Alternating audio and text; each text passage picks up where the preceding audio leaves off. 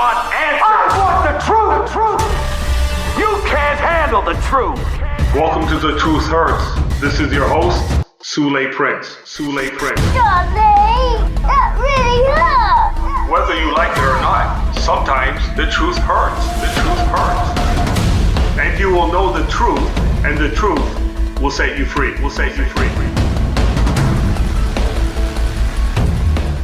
Well, welcome to the Truth Hurts podcast. Now, if this is your first time watching our podcast, you could please subscribe to the truthhurtspodcast.org. We also have the thirddegree.org. Now, if you're looking for more information, you could go to suleprince.com. Now, today is an exciting day because I have with me Samuel Say. He has been on our podcast before. Samuel Say is a blogger. You could read his articles on slowtowrite.com. Also, he works for the Canadian Center for Bioethical Reform. Samuel, how are you doing today? I'm doing well. It's been nice hanging out with you a little bit today, and happy to be back. Black Lives Matter is kind of against themselves then. Because if you're saying Black Lives Matter, and then you are strategically pushing the father out of the home, Exactly. right? You are affecting the movement in itself. Exactly. So for them, really, I would say it's not really about Black Lives Matter. It's really about politics, or their leftist views matter. They're not really caring about Black lives. Look, we don't want anyone to be killed. We don't want anyone to be unjustly killed. And yet in America, it's only 15 people. Now, if you want to claim, 15 unarmed people were killed by cops. 15 unarmed black people were killed by cops last year. Even if you want to assume, and this is not the case at all, but if you want to assume that even all 15 people, these black people were killed by cops, that's like every hour there are more black babies being killed than that.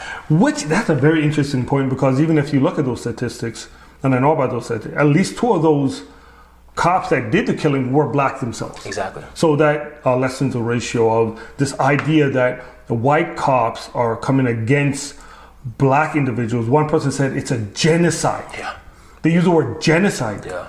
Now, actually, the abortion issue with these black babies that are dying, that's a genocide. Yeah. We live in a society where we think that justice is injustice and that injustice is justice. Right? We have a very warped view. Yeah. So Black Lives Matter, unfortunately, are right now becoming one of the biggest obstacles to really affirming that Black Lives Matter. Wow. It's powerful that you say that. But they're very strong. They're very powerful, and they're very strategic. Now they have curriculums going into the schools. You have churches affirming them, and they don't truly understand what Black Lives Matter is about. You have, even in the sports, the NBA, Black Lives Matter, right there on the court. What is really happening? Yeah, I mean, unfortunately, people have not read their website. I think people are very naive or ignorant about what's really kind of going on. And then you have people who just, the facts, they're not aware of the facts. And unfortunately, there are a lot of people who've been raised to believe that their biggest problem is, the white people. Yes. I think I read yesterday, for example, that Oprah, who is a billionaire, said that it doesn't matter if you're a white person, it doesn't matter how poor you are, you still have privilege. Now, this is one of the most privileged people in the world, who happens to be black, saying to white people, some of whom, almost 99% of white people, if not more than that, almost 100%, right? Like 99.9% of white people are not as rich as Oprah. But she's saying that, no. Just because you are white, that means that you are less privileged than I am. So people are not thinking biblically, or I think rationally, or over these But issues. wouldn't you say this idea of white privilege in itself is a racist statement? Of course it is. Right? Because Oprah, her words are racist, because she's saying it doesn't matter who you are, so long as you're white, that means that you've done something immoral. Because we forget this. Like, if you're saying that white privilege means that you have an advantage, an unfair advantage on people because you're white. You're essentially calling that person to cheat. And they may say, well, maybe you yourself didn't create the problem, but you've benefited from it. Well, if someone it's benefiting from an injustice, then they're part of the problem. So Yes. you are saying they are part of the problem, but you're saying that just because they're white. Now, I did a book review recently on a book called White Fragility. Yes, good article. Yeah, well, I appreciate it. And she says that whiteness, being white by virtue, is racist. Like you, and there's no hope for you. Yeah. Right? Unless you become kind of like her. Yes, Right? Essentially, yeah. then you become the savior for black people. Yes, exactly. So this is like virtue signaling. In a sense, you're pandering to black people by her writing a book such as that. Yeah, and that book is one of the most racist books both ways, right? I mentioned in the review that she's done almost the impossible. Yeah. She's written a book that is simultaneously anti-black and anti-white. Yeah. Right? It's quite incredible that she's both a white supremacist and yet a racist against black, against white people. Yeah. Because she's pandering and saying very condescending things. I mentioned one example where she says, as a white person, she has the privilege of going to a museum and just knowing there's going to be other people who are like her, as in white people. Yeah. And she's making the point that, well, black people, you can't expect that. Yeah. If you're a black person, you go to a high society event, you can't expect black people there. Yeah. So she's being racist. She's claiming that, you black people, you guys are all poor. You guys can't make it out like me. Yes. It's racist. Yes. I say in the review that a lot of what she's saying, it's like she's copying, forget his name now. Oh man, she's some of these white supremacists. Yes. Right? Richard Spencer. The same things they would say, she's saying, but she's just saying, well, I feel badly about it. Yes, exactly. Like, you guys aren't as good as white people, right? But I just feel bad about it, and So inherently, if a person comes up to me, which they have, and apologize for their white privilege, you're actually saying that you are better than me. yeah. And in essence, they don't know my situation because Exactly. they're taking the bus and I'm driving. Yeah. Right? Yeah. I live in a nice house. Yeah. Now, they are, many of these guys are sincere about it, but they're sincerely being wrong and racist. Yes. Right? In that, I think, I've said this before, the irony about all this is white people feel, honestly, let's face it, this may be controversial, but white people these days hate racism more than probably any other group, including black people. Yes. Because you and I know this, right? So, for example, with George Floyd, right? We black people, we see a black man being killed by a white man or a white cop. We say that's racist. Why? What is the one key factor that makes us think it's racist? It's a white man. It's a white man. That's it. So we're judging this white man now strictly because of his skin color. Yes. Now, if a white man sees a black man, fighting a white man, he says, "Oh, these black men again." They're just criminals. And someone said, wait, why would you assume that? Why would you think that? And it's like, well, I've seen so many black people doing this before. We would say that's racist. Yes. But then, if a black person says, well, I'm just so used to white cops, killing black men, therefore I'm right to believe that Derek Chauvin, killed George Floyd. Horrible situation. Yeah, definitely. But we don't know his actual motivations behind his horrible act. Yes. We don't know that. But if you assume it's because of racism, that's because you are being racist. Okay. Right?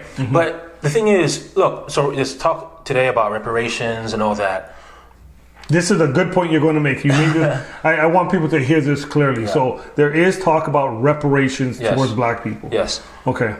The fact that you even have that talk in America with so many white people thinking that's what should be happening. And in Canada, that's been here already, because with the indigenous population here in Canada, we've been, as a nation, paying reparations for that for a long time now, which is, by the way, has made things worse. Actually, it's not helping anybody. But the fact that you even have that conversation happening here shows how much white people feel so guilty about slavery and segregation. That talk is not happening anywhere else in the world. Okay. It's not happening in the Arab nations where they actually had a much more severe, horrific slave trade. Yes, in and Africa. you never hear them apologizing for Nope. slavery because it's still happening today. But you never hear them. Right now, there are 10 million black people or Africans who are, who are slaves in Africa or in especially the Arabic northern Africa. Okay, so here's that. That's an important point. Yeah. It's still happening in these parts of the world, yes, right? Yes, and no one's talking about it. Nobody's right? talking about it. And Africa, we forget this, the slave trade didn't happen in a vacuum, right? It's called a slave trade for a reason. Yes. It wasn't like a slave capturing. Okay. Right? Now, there was slave capturing in a sense, Yes. but it was primarily by black people. Yes. It was by Africans. Okay, so stop before you talk about this. We have to understand that Samuel Say is from Ghana. He's an African saying this, so Yeah. listen to what he's saying. Yeah. So, just for example, in Ghana, I'm from a tribe named the Fantis, and our kind of distant cousins, our rivals, are the Ashantis, or were the Ashantis. The Ashantis are some of the most powerful tribes or tribe in Ghana, and really all of Africa. And they played, if not the largest role in slavery, one of the largest role in slavery. They were especially selling my people, my ethnic group. So the Africans were selling. Yes. Africans. Yes. So the Portuguese were the first to come to Africa, and then of course the Dutch and the British and the French and all that. They weren't the ones that actually started slavery, because a lot of these West African groups, including the Ashantis, because they already had an experience trading slaves with the Arabs before that, they offered slaves to the Europeans for rum, for myrrh, for weapons, and many other things. So we talk about how in America, black people black people were considered, as property. Well, in Africa, they were considered even less than property, because they were selling you for rum, for mirrors. That was mirror. So they thought a mirror was more valuable than a person. Right? So you don't hear about that at all. And really, So why do you think we don't hear about this? because the narrative is that, It's a white man's. Exactly. It's not a universal issue. Yeah. We think slavery just started in America or in Europe. No, slavery's been around for a long time. Yeah. It's been everywhere. It's been in Europe, in Egypt, obviously. We know that through the scriptures. In Africa, it's been everywhere. It's a universal problem. And really, believe it or not, the fastest nation to abolish slavery is America. Wow. It's America. And you heard a remorse for slavery as far back amongst politicians Yes. in America in the 1800s. Yes. You didn't hear that till 1998 in Ghana. Wow. 1998 is when our president at the time said that we formally apologize for our role in slavery Ghana. in Ghana, which is one of the most, at least the Ashanti tribes, they were one of the most prominent in this, in the slave trade. So there is no talk about reparations in Ghana. Thank you for watching this video. If you like what you just watched, click the subscribe button. And beside that is the bell icon. Click that. It will notify you of all upcoming videos. Also, if you like this video, click the like button.